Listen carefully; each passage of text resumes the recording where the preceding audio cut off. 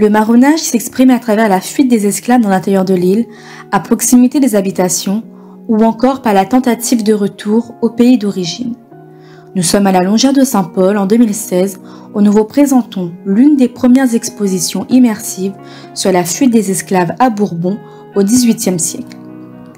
Elle est le fruit d'une étude pluridisciplinaire présentant une nouvelle approche du marronnage. Cette présentation propose de se tourner vers le passé, pour ne pas oublier celles et ceux qui nous ont précédés, de revenir au présent pour l'étudier, au plus proche de sa réalité, en utilisant les moyens scientifiques et techniques les plus contemporains, avec comme outil lors de l'exposition des moyens de projection, des audios, des lettres transcrites, des objets issus du passé, et pour enfin se projeter vers l'avenir pour construire et transmettre à celles et ceux qui nous succèdent. Cette volonté de transmettre ces nouveaux savoirs à un plus grand nombre s'illustre par la mobilité de cette exposition. Nous retrouvons en 2021, au sein de la Bibliothèque universitaire de La Réunion, sur le campus du Mouffia, une version itinérante de l'exposition sous forme de panneaux et de tableaux. Cette même exposition va continuer son cheminement à la Map-Monde de Salazie à Helbourg.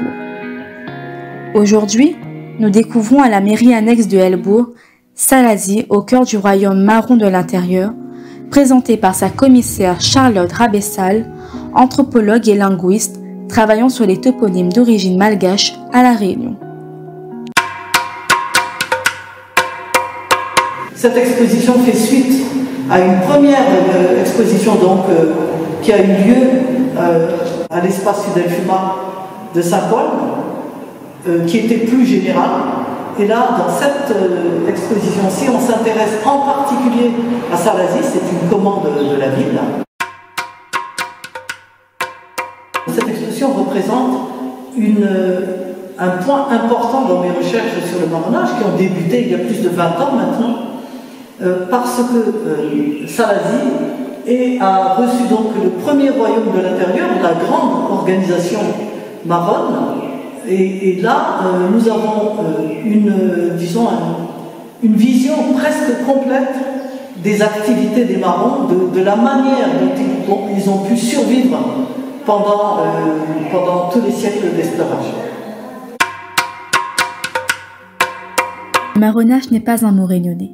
C'est un terme qui s'étend sur une bonne partie du globe. Pour en savoir plus, la bibliothèque universitaire devient un outil qui agit comme une fenêtre sur le monde avec les différents ouvrages qu'elle nous propose.